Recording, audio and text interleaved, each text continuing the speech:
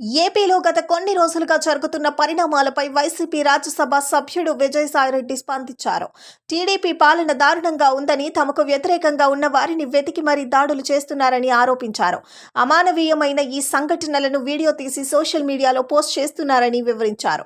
కాగా university వీసాలపైన దండెత్తుతున్నారని, BC సామాజిక వర్గాలకు చెందిన వీసీలను తరిమి కొడుతున్నారని ఆరోపించారు.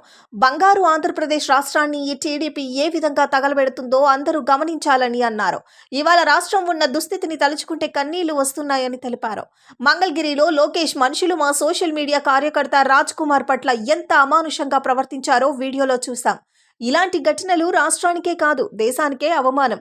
ఏపీలో ఇలాంటి ఘటనలు జరుగుతోందంటే కేంద్ర ప్రభుత్వం కూడా తలవంచుకోవాలి. టీడీపీ పాల్పడుతున్న ఈ చర్యల్లో కూటమిలో ఉన్న జనసేన, బీజేపీ కూడా భాగస్వాములు అవుతారన్నారు.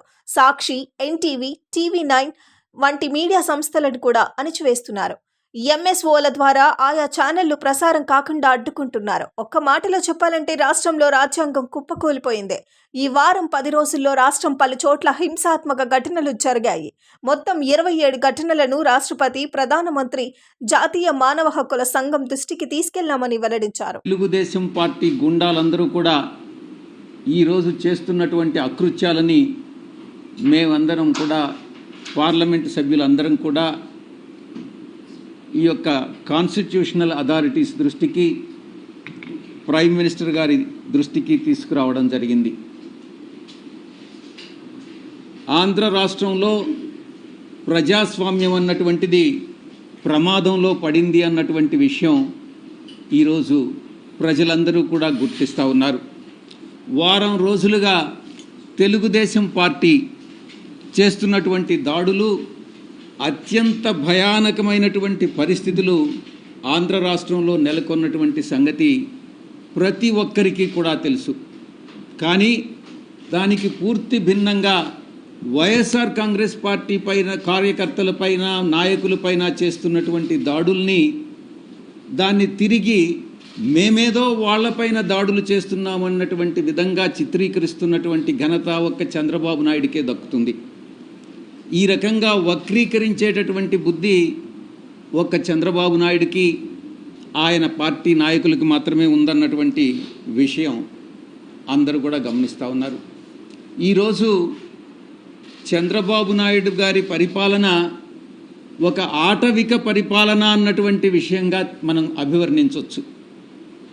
మీకు వీడియో రూపంలో కూడా తెలుగుదేశం పార్టీ నాయకులు, కార్యకర్తలు, మా కార్యకర్తలపైన చేస్తున్నటువంటి, నాయకులపైన చేస్తున్నటువంటి దాడుల్ని మీకు చూపించడం జరుగుతుంది.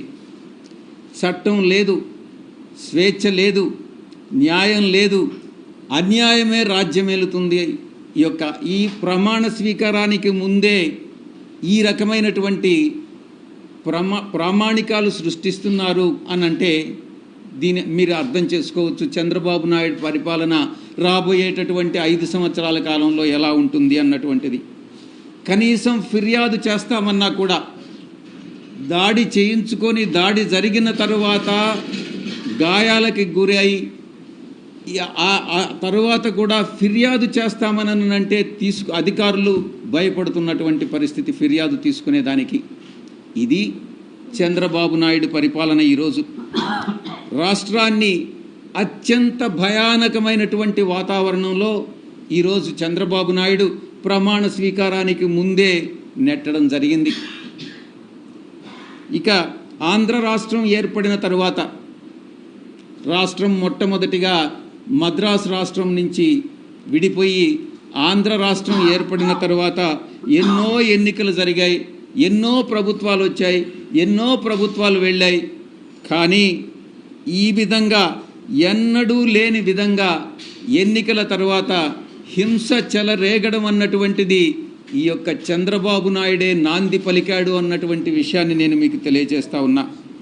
ఎన్నికల కోడ్ వచ్చిన తర్వాత వైఎస్ఆర్ కాంగ్రెస్ పార్టీయే లక్ష్యంగా, పార్టీ శ్రేణులే లక్ష్యంగా కొనసాగినటువంటి దాడులు ఎన్నికల ఫలితాల తర్వాత కూడా కొనసాగాయన్నటువంటి విషయం మీ అందరికీ కూడా తెలుసు. వైఎస్ఆర్ కాంగ్రెస్ పార్టీ కార్యకర్తలని, వాళ్ళ ఆస్తులని, కుటుంబ సభ్యులని లక్ష్యంగా చేసుకుని టీడీపీ ముఠాలు, టీడీపీ గుండాలు ఈరోజు రాష్ట్రంలో స్వైర్య విహారం చేస్తూ ఉన్నాయన్నటువంటి విషయం మనం గమనించుకోవాలి. టీడీపీ ప్రభుత్వం అంటే గుండాగిరి అని చెప్పొచ్చు. టీడీపీ కార్యకర్తలా మీరు గుండాలా అని మేము ప్రశ్నిస్తూ ఉన్నాం.